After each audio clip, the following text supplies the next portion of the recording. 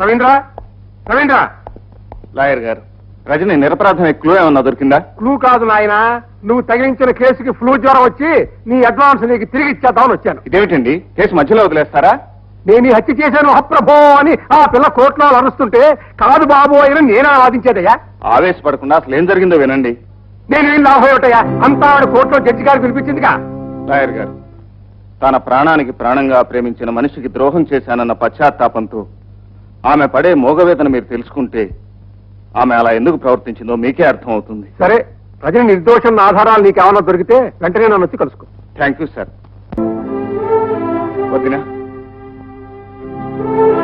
ఏమిటిదంతా? నాకు సెలవిప్పించు బాబు. నువ్వు ఇల్లు వదిలి వెళ్ళిపోతున్నావు వదినా? అసలు నేను ఈ పని ఏనాడో చేసి ఉండవలసింది. నా దేవుడే నాకు అన్యాయం చేసి వెళ్ళిపోయిన తర్వాత ఇక్కడ ఏ బంధం మిగిలింది గనక ఇంట్లో ఉండాలి. వదినా, ఇన్నాళ్ళు నేను భ్రమలో పడ్డానయ్యా. నా బిడ్డలు అనాథలు కాలేదు. వాళ్ళ బాబాయ్ వాళ్ళని కడుపులో పెట్టుకుని కాపాడుతాడని ఆశపడ్డాను. నీ వదినకి మంచి గుణపాఠం చెప్పావయ్యా. నువ్వు ఆవేశంతో మాట్లాడుతున్నావు వదినా? కాదు, యథార్థమే చెప్తున్నాను. తోడబుట్టిన అన్నయ్యని దారుణంగా హత్య చేసిన ఆ రాక్షసుని నువ్వు కాపాడాలని ప్రయత్నిస్తున్నావు. ఇంతకంటే అమానుషం ఉంటుందా? ఈ ఇంటితో నాకున్న బంధం తెగిపోవటానికి ఈ నిదర్శనం చాలదు. నువ్వు పొరపడుతున్నావు వదినా. రజని హంతకురాలు కాదు.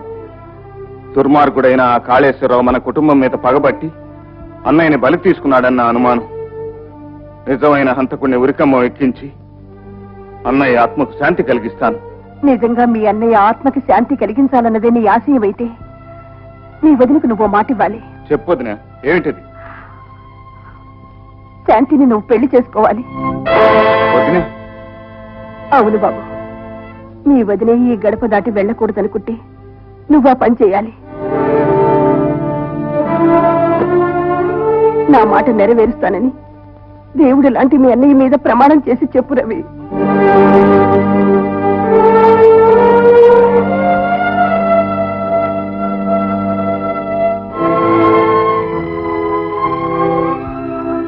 నేను వేస్తున్నది తప్పటడుగని తెలిసినా నీ కోరిక తప్పకుండా తీరుస్తాను వదినా.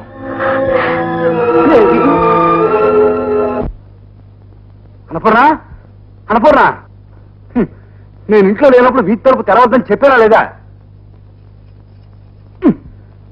మొగుడు సత్యం ఒత్తుకుంటుంటే రంకు మొగుడు వచ్చి రాళ్ళేసేట. ప్రాణాల మీకు వచ్చి నేను ఏడుస్తుంటే నీకు ఎప్పుడు అదే ఛాస. అబ్బా, నాకిప్పుడు మూడ్ లేదే, నన్ను విసిగించకు. రజని, రజని, నువ్వెలా వచ్చావు? నీ పీక తప్పించాలని తప్పించుకొనొచ్చండ్రా. అన్నపూర్ణ, అన్నపూర్ణ, అన్నపూర్ణను ఆవకాయ పచ్చడి తెమ్మని వాళ్ళ అమ్మగారింటికి పంపించాన్రా. చెప్పు, మురళిని ఎక్కడ దాచావో చెప్పురా. నాకు తెలీదు. తెలీదు అన్న మాట మరొకసారి అన్నావంటే తెలియని లోకానికి వెళ్ళిపోతావు. చెప్పురా. చెప్తాను. ఆ కుర్రాన్ని, కుర్రాన్ని, ఆ కుర్రాన్ని. అయ్యా కాళేశ్వరరావు,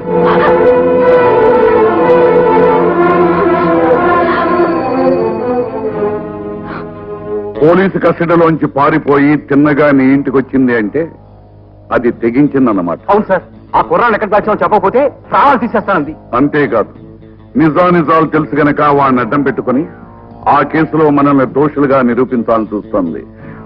అసలు ఆ కుర్రాన్ని లేపేస్తే పీక పీసుకి సముద్రంలో పారేయమంటారా? అంతేకాదు, ఆ రజనీని పోలీసుల కంటే ముందు మీరు పట్టుకుని నా ముందు నిలబెట్టాలి. అలాగే సార్. అయ్యా, ఇంటికి వెళ్దామంటే అది ఏ అర్ధరాత్రి వచ్చి పీక మీద కత్తి పెడుతుందోనని భయంగా ఉంది.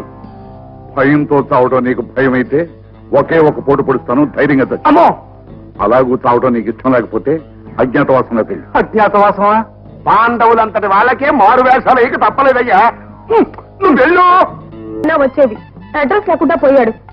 రోజు చాలా మంది వచ్చి మీ ఆయన ఏడి అని అడుగుతుంటే మా ఆయన ఎంత గొప్పవారో, ఎంత మంచి పేరుందో అనుకున్నాను. తీరా చూస్తే ఇప్పుడు రౌడీస్ లెట. వద్దు,